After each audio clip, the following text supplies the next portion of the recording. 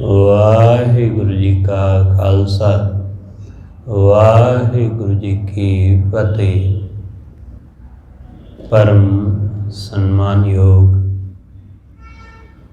सतगुरां दे हजूर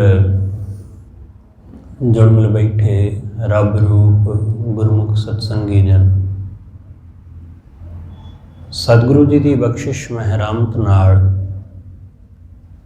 सतगुरु जी दे दर जुड़न दा समा नसीब होया। सतगुरु जी की प्यारी बाणी का कीर्तन गुरु के प्यारे कीर्तनिया पासों आप जी ने श्रवण किया। सतगुरु दे हजूर बैठ के गुरु की बाणी राही संगत राही वाहिगुरु नाल जुड़न का सांझ पाउण का निमाणा जिहा उपराला कर रहे हैं। सतगुरु रहमत करदे समझाते ने कि गुरु की संगत उदा बड़ा महात्म है। गुरु की संगत की बड़ी महत्ता बड़ी इंपॉर्टेंस है कि गुरु दे संग गुरु की संगत विच जुड़ के ये भटकदा होया मन, ये वासना विच विकारां विच फसिया होया मन, ये सहजे ही वाहिगुरु वाले पासे नूं हो तुरदा है। सहजे ही ये मन परमेश्वर दे चरनां नाल जुड़ जांदा है। इसलिए संगत विच जुड़िया रहन वास्ते सतगुरु बार बार सानू समझाउंदे ने कि संगत नाल जुड़े रहो, क्योंकि संगत विचों ही सब कुछ है। संगत विचों ही सब कुछ लभ जाएगा, सब कुछ मिल जाएगा। इसलिए सतगुरु कहंदे गुरु की संगत दा गुरु दे संग दा आसरा ना छड्ड, चाहे कुछ भी हो जाए। गुरु दा दर ना छड्ड, चाहे दुख होवे ते चाहे सुख, क्योंकि गुरु दे हजूर जो आबो हवा है, गुरु दे हजूर जो कुदरती परमेश्वर दा आनंद वापर रहा है, वो किधरों होर नहीं मिलना है, वो किधरों होर हासिल होने वाला नहीं है। इसलिए गुरु दे दर जुड़िया रहो। सतगुरु कहंदे संगत विचों ही लभेगा, खोजत खोजत सुनी ए सोए। सतगुरु कहंदे खोजदियां खोजदियां लभदियां लभदियां ये खबर मिली, ये पता चलिया कि साध संगत बिन तरियो ना कोई, कि गुरु की संगत बिना साधु दे संग बिना कोई तरिया ही नहीं। जेड़ा भी तरिया, जेड़ा भी पार लंघा इस भवसागर तो, जो भी पार उतरिया वो साधु दे संग राही गुरु दे संग राही ही उतरिया। इसलिए सतगुरु कहंदे नतीजा ये निकलिया खोज दा, खोजत खोजत सुनी ए सोए, साध संगत बिन तरियो ना कोई। रविदास जी का बचन है। रविदास महाराज कहंदे साध संगत पाई परम गति। वो कहंदे मैं गुरु दे संग राही साधु दे संग राही परम गत हासिल कर ली। गुरु दे संग राही। इसलिए जो रहमत गुरु दी शरण विच गुरु दी संगत विच हासिल होनी है, वो किते नहीं हासिल होने वाली। गुरु दे दर आके कुछ भी करना नहीं है, कुछ भी नहीं करना है। बस गुरु जिथे मौजूद है उथे मौजूद होना है। असीं समझते हैं कि शायद गुरु दे संग आके कुछ करना है, नहीं। बस सिर्फ इन्ना को काम करना है कि अपने घरों चल के गुरु दे दर आ जाना है। बस आही काम औखा है, बाकी नहीं। बाकी तो बाद की गल है, पर आ पहला कदम ज़्यादा औखा हुंदा है। हमेशा हिम्मत करनी औखी हुंदी है, बाकी तो काम हो ही जाता है। इसलिए ये कारज जिहड़ा है ना कि चल के गुरु दे दर आ बहना, ते गुरु दे दर आके गुरु दे हवाले अपने आप नूं कर देना। बस कि गुरु दे दर आ गया, गुरु जो कहे उही सुनना, गुरु जो कहे उही करना। बस सब कुछ ओदा है, अपना कोई फुरना नहीं, अपना कोई ख्याल नहीं, अपना कोई विचार नहीं, कुछ भी नहीं, सब गुरु दा ही, सब ओदा। इसलिए जदों असी अपना सब कुछ छड्ड के गुरु दा सब कुछ धारण कर लेंदे आ गुरु दे दरों, फिर असी खाली नहीं मुड़दे हैं। जे तुहानू गुरु दे दरों खाली मुड़ना पै रहा है ना किते ना किते दिक्कत हो रही है। वो दिक्कत साडे अपने अंदर ही है, वो मुश्किल अपने अंदर ही है, क्योंकि साडे विचार, साडे ख्याल उही सानू उलझाई रखते ने, यही मन नू भटकाई रखते। इसलिए कोई ख्याल ना उठे, कोई विचार ना उठे, इसलिए सिर्फ ते सिर्फ साडा ध्यान उहदे विच रहे, उहदी संगत विचों बहुत कुछ मिल जाएगा। इसलिए कबीर साहब अज दे इस शब्द अंदर सानू सोझी दिंदे हुए समझाउंदे ने कि वाहिगुरू दी भगती बिना बंदे दा जन्म, इहदा जीवन व्यर्थ जा रहा है। कबीर साहब आखदे भगत बिन बिरथे जन्म गयो, भगती तो बिना जीवन व्यर्थ गया। बंदे ने होर बहुत कुछ किया अपने जीवन विच, काम धंधे कीते, पैसा जोड़िया, चीज़ां बनाईयां, घर बार बनाया, इन्हें बहुत कुछ किया, बस एक वाहिगुरू दी भगती नहीं की, इस करके इहदा सारा जन्म व्यर्थ चला गया। इहदे वल्लों घाली गई घालना जो माया दी खातर है।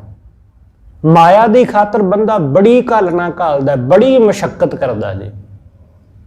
हर बंदा माया दी खातर, चीज़ां दी खातर ही ते मेहनत करदा नज़र आ रहा है। घर बनाउण दी खातर मेहनत कर रहा है, घर बन गया तो घर दे विच चीज़ां लियाउण दे लई उन्हां दे लई मेहनत करदा है, गड्डियां कारां हासिल करन दे लई मेहनत करदा है, फिर रुतबा हासिल करन लई मेहनत करदा है, प्रमोशन हासिल करन लई मेहनत करदा है। सारी जिंदगी मेहनत करदियां ही लंघ जाती है, पर वाहिगुरू वाले पासे कदे घालना नहीं घालदा, उहदी बंदगी वाले पासे, उहदी भगती वाले पासे नहीं तुरदा। इस करके सब कुछ कर करा के भी ये अखीर खाली रह जाता है। बड़ी मेहनत मशक्कत घालण दे बावजूद भी ये खाली हाथ ही इस दुनिया तो चला जाता है। कमाया बहुत कुछ, जे बंदे दे जीवन में देखो तो हर बंदा बड़ा कुछ कमाउंदा है। हाँ ये जरूर है कि चीज़ां किसी ने वड्डियां चीज़ां कमाईयां, किसी ने छोटियां, किसी ने वड्डा रुतबा कमाया, किसी ने छोटा, किसी ने वड्डा घर हासिल किया तो किसी ने छोटा हासिल किया, पर किया तो सब ने ना, सब ने। किसी ने अपने धियां पुत्तां नूं बहुत महंगियां महंगियां चीज़ां लैके दित्तियां, किसी ने थोड़ियां सस्तियां लै दित्तियां, पर किया तो सब ने।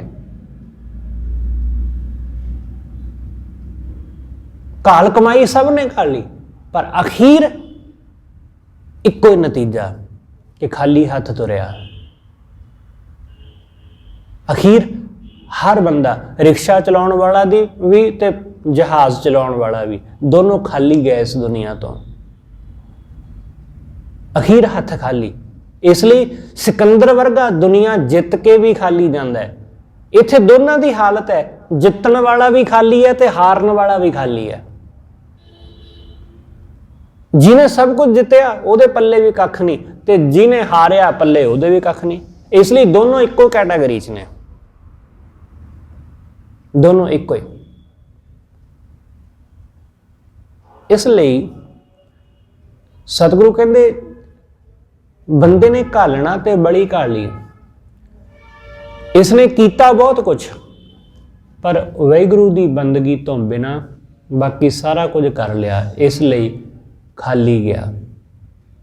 ਸਤਿਗੁਰੂ ਕਹਿੰਦੇ ਭਗਤ ਬਿਨ ਬਿਰਥੇ ਜਨਮ ਗਇਓ, ਭਗਤੀ ਤੋਂ ਬਿਨਾਂ, ਬੰਦਗੀ ਤੋਂ ਬਿਨਾਂ ਜੀਵਨ ਬਿਰਥਾ ਗਿਆ ਖਾਲੀ।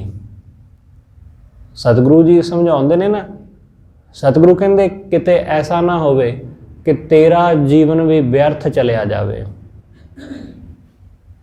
ਆਪਾਂ ਬਚਨ ਪੜ੍ਹਦੇ ਨਾ ਸਤਿਗੁਰੂ ਦਾ, ਸਤਿਗੁਰੂ ਕਹਿੰਦੇ ਗੁਣ ਗੋਬਿੰਦ ਗਾਇਓ ਨਹੀਂ ਜਨਮ ਅਕਾਰਥ ਕੀਨ, ਕਿ ਬੰਦੇ ਨੇ ਵਾਹਿਗੁਰੂ ਦੇ ਗੁਣ ਗਾਏ ਨਹੀਂ, ਉਸ ਪਰਮੇਸ਼ਰ ਨੂੰ ਸਿਮਰਿਆ ਨਹੀਂ, ਤੇ ਜਨਮ ਆਪਣਾ ਅਕਾਰਥ ਬੇਅਰਥ ਗਵਾ ਲਿਆ।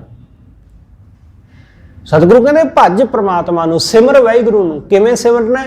ਜਿਵੇਂ ਮਛਲੀ ਪਾਣੀ ਨੂੰ ਸਿਮਰਦੀ ਹੈ, ਜਿਵੇਂ ਮਛਲੀ ਪਾਣੀ ਬਿਨਾਂ ਤੜਫਦੀ ਹੈ, ਇਸ ਤਰ੍ਹਾਂ ਉਸ ਵਾਹਿਗੁਰੂ ਨੂੰ ਸਿਮਰ, ਉਹਦੀ ਆਰਾਧਨਾ ਇਸ ਢੰਗ ਨਾਲ ਕਰ। ਇਸ ਲਈ ਉਹਦੇ ਤੋਂ ਬਿਨਾਂ ਜੀਵਨ ਵਿਅਰਥ ਹੈ। ਗੁਰੂ ਦੀ ਸੰਗਤ ਵਿੱਚ ਜੁੜ ਤੇ ਇਸ ਗੱਲ ਨੂੰ ਆਪਣੇ ਹਿਰਦੇ ਵਿੱਚ ਦ੍ਰਿੜ ਕਰ ਲੈ ਕਿ ਅਵਰ ਕਾਜ ਤੇਰਾ ਕਿਤੇ ਨਾ ਕਾਮ। ਇਹ ਮਾਇਆ ਦੇ ਜਿੰਨੇ ਝਮੇਲੇ ਨੇ ਨਾ, ਇਹ ਕਿਸੇ ਕੰਮ ਨਹੀਂ। ਸਾਧ ਸੰਗਤ ਭੱਜ ਕੇਵਲ ਨਾਮ, ਗੁਰੂ ਦੀ ਸੰਗਤ ਵਿੱਚ ਜੁੜ ਕੇ ਸਿਰਫ ਉਸ ਪ੍ਰਮਾਤਮਾ ਨੂੰ ਭੱਜ, ਉਸ ਵਾਹਿਗੁਰੂ ਨੂੰ ਸਿਮਰ, ਉਸ ਪਰਮੇਸ਼ਰ ਨੂੰ ਧਿਆ। ਉਸ ਨੂੰ ਧਿਆਏਗਾ ਤੇ ਸੁੱਖ ਮਿਲੇਗਾ, ਉਹਨੂੰ ਧਿਆਏਗਾ ਤੇ ਆਨੰਦ ਹਾਸਲ ਹੋਵੇਗਾ। ਇਸ ਕਰਕੇ ਸਤਿਗੁਰੂ ਸਮਝਾਉਂਦੇ ਉਸ ਵਾਹਿਗੁਰੂ ਨੂੰ ਸਿਮਰ, ਉਹਦੀ ਆਰਾਧਨਾ ਕਰ। ਸਤਿਗੁਰੂ ਕਹਿੰਦੇ ਸਰੰਜਾਮ ਲਾਗ ਭਵਜਲ ਤਰਨ ਕਰ। ਸਰੰਜਾਮ ਇੰਤਜ਼ਾਮ ਕਰ, ਬੰਦੋਬਸਤ ਕਰ, ਆਹਰ ਵਿੱਚ ਲੱਗ। ਸਤਿਗੁਰੂ ਕਹਿੰਦੇ ਬੰਦੋਬਸਤ ਕਰ, ਕਿਉਂਕਿ ਸਮਾਂ ਗੁਜ਼ਰਦਾ ਜਾ ਰਿਹਾ ਹੈ। ਸਰੰਜਾਮ ਲਾਗ ਭਵਜਲ ਤਰਨ ਕੈ, ਜਨਮ ਬਿਰਥਾ ਜਾਤ ਰੰਗ ਮਾਇਆ ਕੈ। ਮਾਇਆ ਦੇ ਰੰਗ ਵਿੱਚ ਰੰਗਿਆ ਜੀਵਨ ਵਿਅਰਥ ਗੁਜ਼ਰਦਾ ਜਾ ਰਿਹਾ ਹੈ। ਹੋਰ ਹੋਰ ਝਮੇਲਿਆਂ ਦੇ ਵਿੱਚ ਉਲਝਿਆ ਜੀਵਨ ਲੰਘਦਾ ਜਾ ਰਿਹਾ ਹੈ। ਇਸ ਲਈ ਸਤਿਗੁਰੂ ਕਹਿੰਦੇ ਇਸ ਗੱਲ ਨੂੰ ਸਮਝ ਲੈ ਚੰਗੀ ਤਰ੍ਹਾਂ, ਆਪਣੇ ਹਿਰਦੇ ਵਿੱਚ ਵਸਾ ਲੈ। ਸਾਧ ਸੰਗਤ ਭਗਵਾਨ ਭਜਨ ਬਿਨ ਕਹੀਂ ਨਾ ਸੱਚ ਰਹਿਓ। ਸਤਿਗੁਰੂ ਕਹਿੰਦੇ ਗੁਰੂ ਦੀ ਸੰਗਤ ਵਿੱਚ ਤੋਂ ਬਿਨਾਂ ਅਤੇ ਭਗਵਾਨ ਦੇ ਭਜਨ ਬਿਨਾਂ ਸੱਚ ਕਿਤੇ ਨਜ਼ਰ ਨਹੀਂ ਆਉਂਦਾ। ਕਹੀਂ ਨਾ ਸੱਚ ਰਹਿਓ। ਸਤਿਗੁਰੂ ਕਹਿੰਦੇ ਹੋਰ ਕਿੱਥੇ ਸੱਚ ਹੈ? ਸਾਰੀ ਦੁਨੀਆ ਝੂਠ ਨਾਲ ਭਰੀ ਪਈ ਹੈ। ਜੇ ਸਾਰੀ ਦੁਨੀਆ ਝੂਠ ਨਾਲ ਭਰੀ ਹੈ ਤੇ ਝੂਠ ਹੀ ਦਾ ਹੀ ਬੋਲਬਾਲਾ ਹੈ, ਝੂਠ ਦਾ ਹੀ ਬੋਲਬਾਲਾ ਹੈ। ਇਸ ਦੁਨੀਆ ਵਿੱਚ ਜਿਹੜਾ ਬੰਦਾ ਬਹੁਤ ਪਰਫੈਕਟਲੀ ਝੂਠ ਬੋਲ ਪਾਉਂਦਾ ਹੈ, ਦੁਨੀਆ ਉਸੇ ਨੂੰ ਸਿਆਣਾ ਕਹਿੰਦੀ ਹੈ। ਜਿਹੜਾ ਵਧੀਆ ਢੰਗ ਦੇ ਨਾਲ ਝੂਠ ਬੋਲ ਸਕੇ, ਲੋਕ ਉਸੇ ਨੂੰ ਦੇਸ਼ ਦਾ ਲੀਡਰ ਥਾਪਦੇ ਨੇ, ਉਸੇ ਨੂੰ ਮੁੱਖ ਮੰਤਰੀ ਪ੍ਰਧਾਨ ਮੰਤਰੀ ਬਣਾਇਆ ਜਾਂਦਾ ਹੈ। ਜਿਸ ਬੰਦੇ ਨੂੰ ਝੂਠ ਨਹੀਂ ਨਾ ਬੋਲਣਾ ਆਉਂਦਾ, ਉਹਨੂੰ ਕਿਤੇ ਕੋਈ ਥਾਂ ਨਹੀਂ ਮਿਲਦੀ ਅੱਜ ਦੇ ਸਮਾਜ ਵਿੱਚ। ਜਿਹੜਾ ਵੱਧ ਤੋਂ ਵੱਧ ਝੂਠ ਬੋਲ ਲਵੇ ਉਹੀ ਸਿਆਣਾ, ਉਹੀ ਅੱਜ ਦੇ ਸਮੇਂ ਵਿੱਚ ਸੰਤ, ਉਹੀ ਅੱਜ ਦੇ ਸਮੇਂ ਵਿੱਚ ਲੀਡਰ, ਉਹੀ ਅੱਜ ਦੇ ਸਮੇਂ ਵਿੱਚ ਸਭ ਕੁਝ ਹੈ, ਕਿਉਂਕਿ ਝੂਠ ਦਾ ਬੋਲਬਾਲਾ ਹੈ। ਸਤਿਗੁਰੂ ਕਹਿੰਦੇ ਸੱਚ ਕਿਤੇ ਨਜ਼ਰ ਆਉਂਦਾ? ਕਿਤੇ ਵੀ ਨਹੀਂ। ਲੋਕ ਜਿਹੋ ਜਿਹੇ ਦਿਸਦੇ ਨੇ ਉਹੋ ਜਿਹੇ ਹੈ ਨਹੀਂ, ਹੈ ਕੁਛ ਹੋਰ, ਦਿਸਦੇ ਕੁਛ ਹੋਰ ਨੇ। ਅਸਲ ਵਿੱਚ ਲੋਕ ਚਾਹੁੰਦੇ ਵੀ ਇਹੀ ਨੇ ਕਿ ਜਿਹੋ ਜੀ ਮੇਰੀ ਸ਼ਕਲ ਹੈ ਇਹੋ ਜੀ ਦੁਨੀਆ ਨੂੰ ਦਿਸੇ ਨਾ। ਉਹ ਕੁਛ ਬਦਲ ਕੇ ਦਿਖਾਉਣਾ ਚਾਹੁੰਦਾ। ਇਸ ਲਈ ਫਿਰ ਆ ਮੋਬਾਈਲ ਫੋਨ ਵਾਲਿਆਂ ਨੂੰ ਨਾ, ਉਹਨਾਂ ਨੂੰ ਕਮਾਈ ਦਾ ਬੜਾ ਵਧੀਆ ਸਾਧਨ ਲੱਭ ਪਿਆ, ਬੜਾ ਵਧੀਆ ਸਾਧਨ। कि बंदे दी जेब दे विच मोबाइल फोन हर बंदे दे कोल है। तो मोबाइल फोन साडा अज दे समय विच ऐसी शै है कि ये साडी वो तस्वीर साडे सामने पेश करदा है जिहड़ी कि असीं है ही नहीं। ये साडी वो तस्वीर खिंचदा है जिहो जी साडी शक्ल ही नहीं हुंदी। सानू बहुत ज़्यादा खूबसूरत बना के पेश करदा है। बंदा देख के हैरान होंदा है कि इहो जिहा ते मैं दिसदा ही नहीं जिहो जिहा इहने मैनूं बना दिता। तो लोग चाहुंदे भी यही कुछ ने कि असीं वो दिसीए जो असीं है नहीं, जो असीं नज़र नहीं आउंदे वो दिसीए।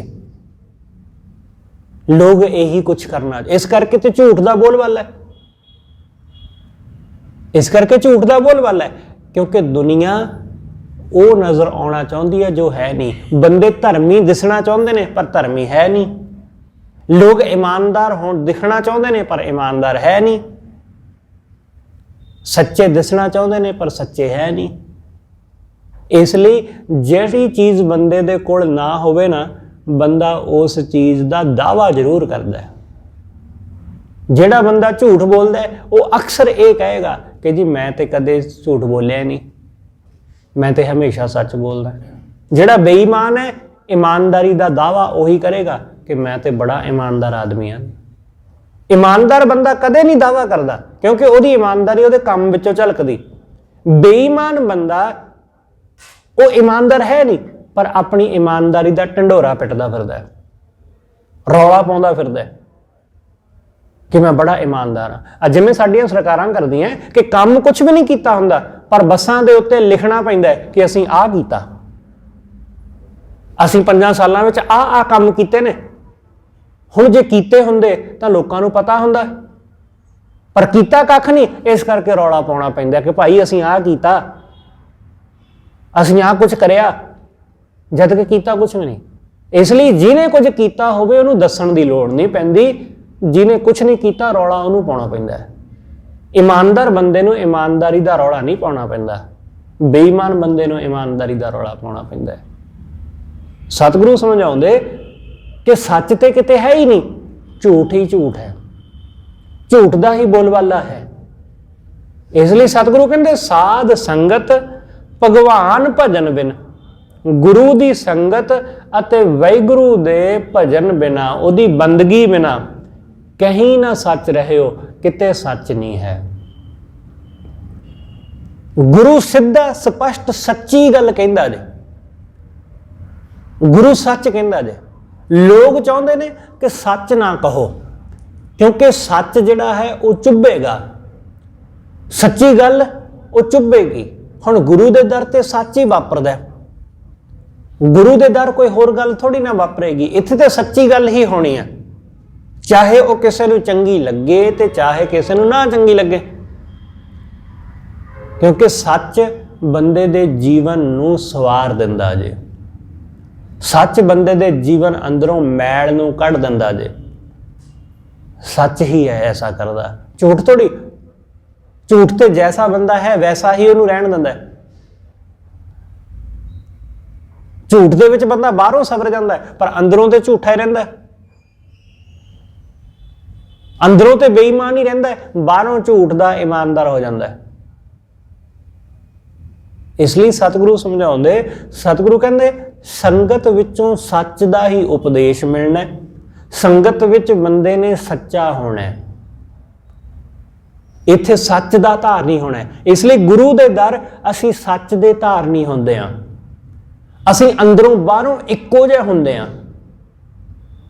असीं जे बाहरों ईमानदार हां तां गुरु दे दरों असीं अंदरों भी ईमानदार हुंदे हां। जे बाहरों असीं धर्मी हां तां गुरु दे कोल गुरु दी संगत विच बह के असीं अंदरों भी धार्मिक बनदे हां। इसलिए गुरु सानू अंदरों ते बाहरों इक्को जिहा करदा है, जीओ निर्मल बाहरों निर्मल, कि मन तो भी पवित्र ते तन तो भी पवित्र, हाथ पैर भी साफ ते मन भी साफ, मन भी बिल्कुल क्लीन, बिल्कुल माया तो रहत। इस करके सतगुरु समझाउंदे, सतगुरु कहंदे भाई गुरु दी संगत बिना सच नहीं जे लभदा। गुरु सच तो जाणू कराउंदा है। गुरु दसदा है कि इत्थे जो कुछ भी तू पकड़ी बैठा ना, ये सब झूठ है। जो कुछ भी चीज़ां, ये सब झूठ इस करके है क्योंकि हमेशा नहीं रहणियां। जिहड़ी चीज़ हमेशा ना रहे उही झूठ हुंदी है। ते हमेशा की रहिंदा है? हमेशा कुछ भी नहीं रहिंदा इत्थे, हमेशा कुछ भी नहीं। जो कुछ नज़र आउंदा है सब बिनस जाएगा। सतगुरु कहंदे ये तेरा शरीर भी झूठ है क्योंकि थोड़ी देर लिए दिखाई देवेगा, फिर ये भी मिट जाएगा, फिर ये भी नहीं रहेगा। इसलिए सच है सिर्फ वाहिगुरू, झूठ है सब कुछ। गुरु दे दर समझ आउंदी है कि ये जो तन उपजिया संग ही सो पी संग ना होआ। गुरु दे दर समझ आउंदी है कि ये शरीर नाल साडे जम्मिया जरूर है पर इन्हें नाल साडे जाना नहीं, ये रह जाएगा इत्थे ही। इसनूं इत्थे ही खत्म कर दिता जाएगा, इनू इत्थे ही दफना देणगे लोग, इनू इत्थे ही चिखा दे उत्ते साड़ देणगे। इसलिए सतगुरु कहंदे ये शरीर भी झूठा है, ये भी नहीं रहना। इसलिए जो भी झूठ है ना साडे कोल, गुरु सब कुछ साडे कोलों खोह लैंदा जे, सब कुछ। असीं गुरु दे दर जदों आउंदे आ, असीं गुरु दे दर कुछ भेटा रख के, कुछ माया रख के मत्था टेकदे आ। कदी तुसीं जाणिआ कि क्यों रखदे आ असीं? माया जिहदे पिछे सारी दुनिया कमली होई फिरदी है, जिहदे लई लोग पागल होए फिरदे ने, मरन मारन खातर भी तैयार ने। असीं सब तो पहलां उस नूं गुरु दे चरनां विच रखदे आ। चाहे वो छोटी होवे ते रकम वड्डी होवे, उहदे नाल कोई फर्क नहीं पैंदा। चाहे 5-10 रुपए होण ते 1000-2000 होवे, वो कोई गल नहीं। गल सिर्फ माया दी है कि असीं गुरु दे चरनां विच रखी। क्यों? क्योंकि गुरु दे सामने ये माया कुछ भी नहीं, इहदी कोई हैसियत नहीं, इहदी कोई औकात नहीं। गुरु वड्डा है, ये माया झूठ है, ये माया झूठ है। इसलिए गुरु दे चरनां विच रखी। सच गुरु है ते झूठ हमेशा ही सच दे पैरां विच झुकदा जी। झूठ नूं हमेशा ही सच दे अगे झुकना पैंदा है। इसलिए गुरु सच है, इसलिए गुरु दे चरनां विच असीं भेंट करदे हां कि गुरु दे चरनां दे विच ही माया सोभदी। ते गुरु वो साडी तुछ जी माया लैके सानू वड्डा कर दिंदा जी। साडे कोलों झूठ लैके सानू सच दे दिंदा जी। साडे कोलों आ दुनियावी दौलत लैके सानू नाम दी बंदगी दी दौलत बख्श दिंदा जी, नाम दा धन बख्श दिंदा जी।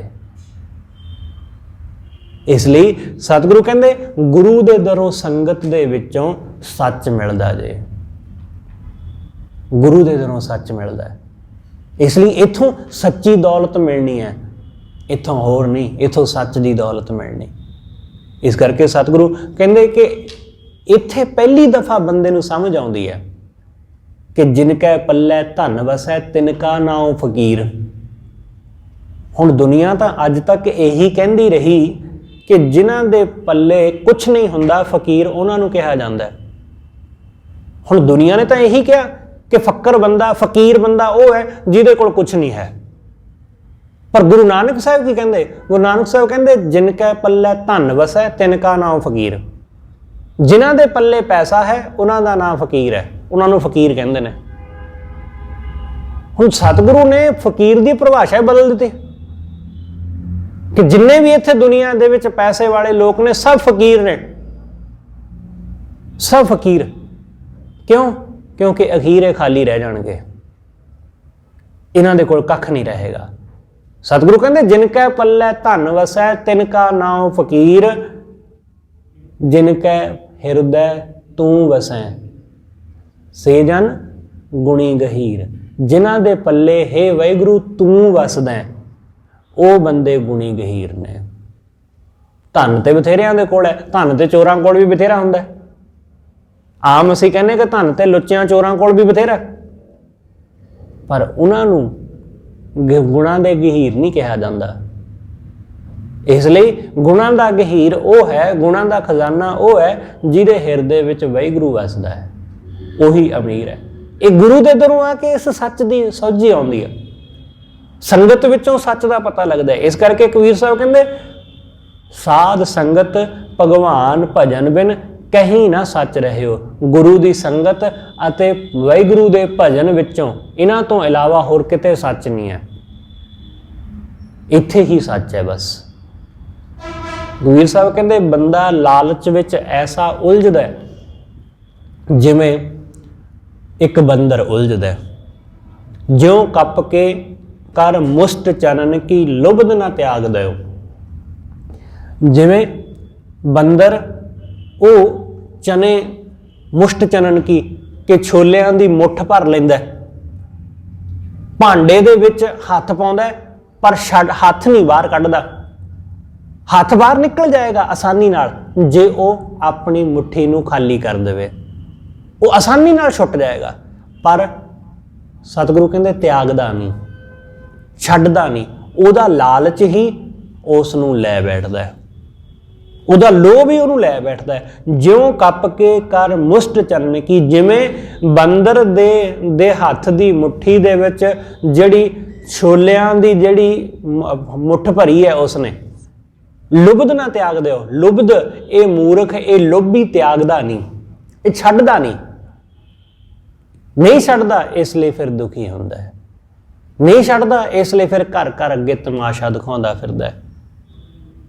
आपां पढ़िया ना बचन थोड़े दिन पहले कबीर साहब का कि मरकट मुष्टि अनाज की मन बौरा रे, लीनी हाथ बसार, छूटन को सहसा परिया मन बौरा रे, नाचो घर घर बार। फिर घर घर अगे तमाशा दिखाउंदा फिरदा है वो बंदर, लालच बस फस गया। सतगुरु कहते लुबध ना त्याग दयो, जो जो कर्म किए लालच स्यों ते फिर गरै परियो। जेड़े भी काम लालच बस हो के कीते, कुछ भी, चाहे वह धार्मिक कर्म होवे ते चाहे दुनियावी, जेड़ा भी काम लालच दे अधीन हो के कीता, सतगुरु कहंदे उसने गल विच फाही ही पाई बंदे दे। से फिर गरै परियो, वो गल विच फाहा बन गया वो कर्म। जिवें बंदर ने लालच बस हो के उस भांडे दे विच हथ पाया, हथ ते आसानी नाल पै गया, निकल भी आसानी नाल जावेगा, पर अंदर जदों मुठ भर लई हुण निकलिया नहीं जांदा, हुण छुटकारा नहीं हुंदा, क्योंकि उहनूं लग्गिया कि मेरा हथ फस गया, जद कि फसिया नहीं है। फसिया इस करके लगदा है क्योंकि हुण लोभ जिहड़ा है ना वो उहनूं छड्डण नहीं दिंदा, कि जे तू छड्ड देगा तो फिर तेरे पल्ले बचना कुछ नहीं। लोभ बंदे नूं मराउंदा है हमेशा, लालच विच बंदा कुछ गलत कर बैठदा है, लोभ दे विच फस के। इस करके सतगुरु कहंदे वो फाही पै जांदी गल दे विच। मूर्ख बंदा लालच दे विच बह के फस के कुछ कर्म कर बैठदा है ते बाद विच फिर दुखी हुंदा है, फिर दुख भोगदा है। इस करके कबीर साहब कहंदे भगत बिन बिरथे जन्म गयो, वाहिगुरू की भगती तो बिना जीवन व्यर्थ गया। किन्ने क जीवन इस तरह व्यर्थ गुजर गए कोई पता नहीं। इसलिए साध संगत भगवान भजन बिन कहीं ना सच रहे हो। साध संगत बिना ते वाहिगुरू की भगती बंदगी बिना किते भी सच नहीं है। सच सिर्फ संगत विचों ही पता चलता है, सच सिर्फ वाहिगुरू की बंदगी करके ही पता चलता है। रहाओ ज्यों उद्यान कुसम प्रफुल्लित किने ना कराओ लिओ। सतगुरु कहंदे जिवें उजाड़ दे विच फुੱਲ लगे होण, बहुत खूबसूरत फुੱਲ ते उन्हां दी बड़ी खुशबू होवे, सतगुरु कहंदे उन्हां फुੱਲਾਂ दा की लाभ, कि उन्हां फुੱਲਾਂ दा किसे नूं कोई फायदा है? क्योंकि उस उजाड़ दे विच कोई बंदा जांदा ही नहीं, कोई नहीं जांदा उत्थे। इसलिए उन्हां फुੱਲਾਂ दी खुशबू किसे नूं कोई सुख नहीं दिंदी, उस फुੱਲ दी खूबसूरती किसे नूं आकर्षित नहीं करती। कोई उन्हां फुੱਲਾਂ ਵੱਲ ਨੂੰ नहीं जांदा, कोई मनुख नहीं जाता उन्हां दी खुशबू लैण। सतगुरु कहंदे ऐसी हालत बंदे दी है, ज्यों उद्यान कुसम प्रफुल्लित किने ना घराओ लैओ, तैसे भरमत अनेक जोन में। इसे तरह बंदा अनेकां जोनां विच भटकदा है, अनेकां जोनां विच भटक के आया। सतगुरु कहंदे लाभ की होया? कुछ भी नहीं। जिवें वो फुੱਲ उग्या, खिड़िया, खुशबू बखेरी, खत्म हो गया, बस सतगुरु कहते इस तरह बंदे ने पता नहीं किन्ने क जन्मां दे विच अपना जीवन जीविया, ये जन्मिया, वड्डा होया, बुढ़ा होया, मर गया। अपने जो अंदर दी खुशबू सी वो किसे नूं उहदा कोई सुख नहीं दे सकिया। जो अपना गुण सी उस गुण राही किसे दा लाभ नहीं किसे नूं लाभ नहीं पहुंचा सकिया, कोई इहदे तो लाभ ही नहीं लै सकिया। सतगुरु कहते फुल दी यही ते महत्ता है, फुल दा यही ते लाभ है कि फुल जद तक जिउंदा खिड़िया रहिंदा वो खुशबू दिंदा, लोग आउंदे ने खुशबू लैंदे ने, लोग खुश होंदे ने उस नूं देख के। पर सतगुरु कहते इस बंदे की हालत देखो कि जीवन आया, जिया इसने, जन्मिया ये बंदा, पर इहदे तो किसी नूं लाभ ही नहीं होया। कोई बंदा इहदे तो कोई लाभ ही नहीं लै सकिया। बस कई जन्म इसने इसे तरह ही लंघा दिते ने। सतगुरु कहते तैसे भरमत अनेक जोन में फिर काल है, इसे तरह जमदा रहा ते काल दे वस पैंदा रहा, खिड़दा रहा मुरझाउंदा रहा, खिड़दा रहा मुरझाउंदा रहा, पर किसे नूं कोई सुख नहीं। जन्मदा रहा ते मरदा रहा, पर किसे नूं कोई लाभ नहीं होया, ना आप लाभ लै सकिया ना दूसरा। मनोविग्यानक कहते हैं कि जदों कोई आदमी किसी फुल की खुशबू लैंदा है, उन्होंने सूंघदा है, उन्होंने प्यार नाल छूंहदा है, तो सिर्फ उस आदमी नूं ही सुख नहीं मिलता, फुल भी होर खिड़दा है, अपनी खुशबू होर बखेरदा है, वो भी अपनी होर खुशबू बखेरदा है। जदों कोई उस नूं सूंघदा है आके, जदों कोई उस नूं प्यार नाल देखदा है, जदों कोई उसनूं प्यार नाल सहलाउंदा है, तां फुल होर खिड़दा है, वो अपना होर रूप प्रगट करदा है। सतगुरु कहंदे इस बंदे ने जीवन दे विच कुछ भी नहीं करिया, इसने कुछ भी नहीं, इसलिए इहदा जीवन व्यर्थ गया, उजाड़ विच खिड़े हुए फुल वांग काल दे वस पिया। ए धन जोवन अर सुतदारा पेखन को जो देओ।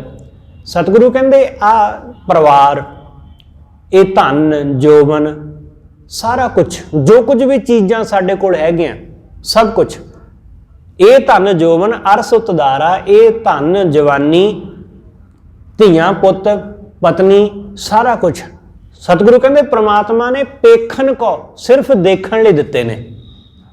पेखन को जो देओ, देखण वास्ते। जिवें तुसीं अपने घर अपने सोफे ते बह के, अपने बैड ते बह के टीवी देखदे हो, सामने लगी हुई है तुहाडी दीवार दे उत्ते तुहाडी LCD LED लगी है, तुसीं देखदे हो, टीवी वखरा है तो तुसीं वखरे हो। आपां ऐसा ही करदे ना कि टीवी दे विच जो भी हो रहा है, कोई हस रहा है, कोई रो रहा है, कोई नच रहा है, कोई गा रहा है, आपां चुपचाप बैठे देखदे हां, साडा उहदे नाल कोई लेना देना नहीं, असीं देख के अपने मन दा मनोरंजन करदे हां बस। सतगुरु कहंदे कुछ ऐसा ही है ये संसार दी खेड वाहिगुरू ने वेखण लई दित्ती है कि इहनूं वेखो, इहनूं खेडो, बस इहदे विच उलझो ना। वो बंदे बड़े मूर्ख ने जिहड़े टीवी दे विच चलदियां कथा कहानियां देख के रोण लग जांदे ने, उहदे विच इनवॉल्व हो जांदे ने, उहदे पिछे पागल हो जांदे ने। टीवी विच आउंदे टीवी सीरीयल डेली सोप, उहनां नूं देख के जिहड़े पागल हो जांदे ने, उहनां दे विच कमले हो जांदे ने, ਉਹੀ कुछ करन लग पैंदे ने जो कुछ टीवी विच दिखाया जाता, क्योंकि इनवॉल्व हो गए, उन्होंने अपने आप को अटैच कर लिया ਉਹਦੇ ਨਾਲ।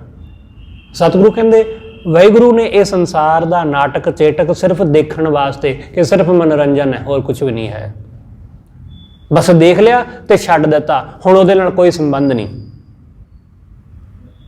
कि जदों तक देख रहे सी बस, हुण बंद कर दिता तो हुण चुप करके सौ गए, बस ऐसा ही होंदा है ना घर विच। सतगुरु कहते ऐसी ही संसार की खेड है। पेखन को जो देओ तिन ही माह अटक जो उरजे। सतगुरु कहते जेड़ा बंदा उहदे विच अटक गया,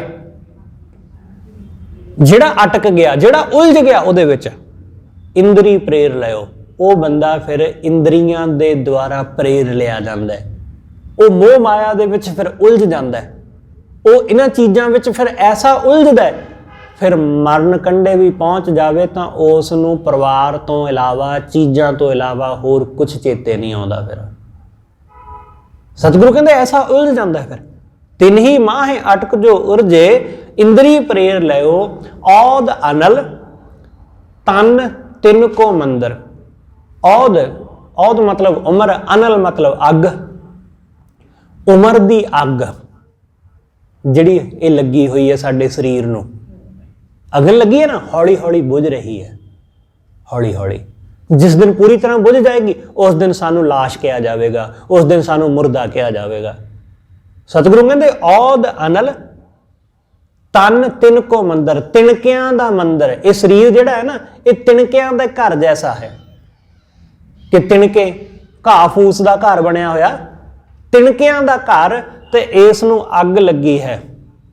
4 दिस ठाठ ठहओ, आले दुआले बंदे ने बड़ी बनतर बनाई है, बड़ा खूबसूरत सजाया होया अपने आप नूं, कई तरह दियां फुल बूटियां पा के बड़ा कुछ सजाया इस शरीर नूं सुंदर बनाउण दे यतन करदा है। सतगुरु कहंदे औद अनल तन को तिन मंदिर 4 दिस ठाठ ठहओ। उमर दी अग जिहड़ी है वह हौली हौली खत्म होंदी जा रही है। हौली हौली इस अग ने सारे शरीर नूं लपेट विच लिया है ते ये हुण बुझण वाली है। भाव सारा शरीर स्वाह होने वाला है, खत्म हो जाएगा। कह कबीर भै सागर तरन को। कबीर साहब कहंदे मैं इस भव सागर नूं तरन दी खातर मैं सतगुर ओट लियो, मैं गुरु दी ओट लई। मैं सतगुरु के चरणों का आसरा लिया कि गुरु के चरणों का आसरा लैके मैं इस भव सागर नूं तर जावांगा, मैं इस अगन तो बच जावांगा कि जब ये शरीर ठंडा पै जाए, ये शरीर इहदी अंदर दी ऊर्जा, इहदी अंदर दी अगन बुझ जाए, उस तो पहला पहला मैं वाहिगुरू के चरणों का आसरा लैके उहदे चरणों नाल जुड़ जावां।